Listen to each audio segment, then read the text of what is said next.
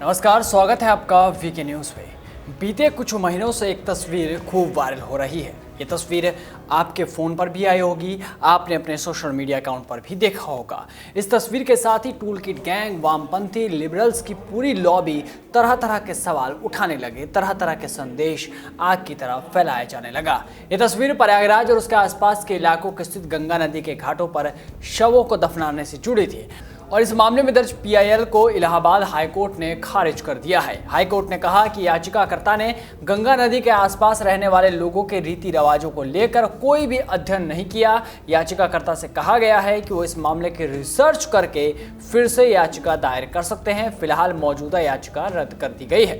Allahabad high court के मुख्य न्यायाधीश संजय यादव की अध्यक्षता वाली पीठ ने इस मामले को सुना। याचिकाकर्ता से उन्होंने पूछा कि आपने जनहित में ये याचिका लगाई तो आप बताइए कि आज तक आपने कितने शवों को चिन्हित कर उनका सही तरीके से अंतिम संस्कार किया है, जनहित में आपका योगदान क्या है। इस पर अधिवक्ता प्रणवेश ने कहा कि उन्होंने व्यक्तिगत रूप से उन इलाकों का दौरा किया है और स्थिति काफी बदतर है। फिर कोर्ट ने पूछा, आप हमें बताइए कि जनहित में आपका योगदान क्या है, आपने जिस मुद्दे को उठाया है उसके हिसाब से आपने जमीन खोदकर कितने शवों को निकाला और उनका अंतिम संस्कार किया। हाईकोर्ट ने याद दिलाया कि गंगा किनारे रहने वाले अलग अलग समुदाय के लोगों के विभिन्न रीति रिवाज और परंपराएं हैं। अपने योगदान के बारे में प्रणवेश सिर्फ इतना ही बता पाए कि वे लोगों को इलेक्ट्रिक क्रिमिनेशन के लिए जागरूक कर रहे हैं। इस पर हाईकोर्ट ने पूछा कि उनके प्रयासों का नतीजा क्या निकला और कितने लोगों की उन्होंने मदद की। इस पर अधिवक्ता ने कहा कि उनके पास कोई आंकड़ा ही नहीं है, लेकिन साथ ही ये भी दोहराया कि स्थिति बिल्कुल ही तबाही वाली है। हाईकोर्ट ने कहा कि आप कुछ रिसर्च करके आइए, हम ऐसी याचिका पर आगे नहीं बढ़ सकते। कोर्ट ने इसे पब्लिसिटी इंटरेस्ट लिटिगेशन करार देते हुए कहा कि बड़े बड़े शब्दों और विशेषणों से कोई फर्क नहीं पड़ने वाला है जब तक जमीनी हकीकत का पता न हो।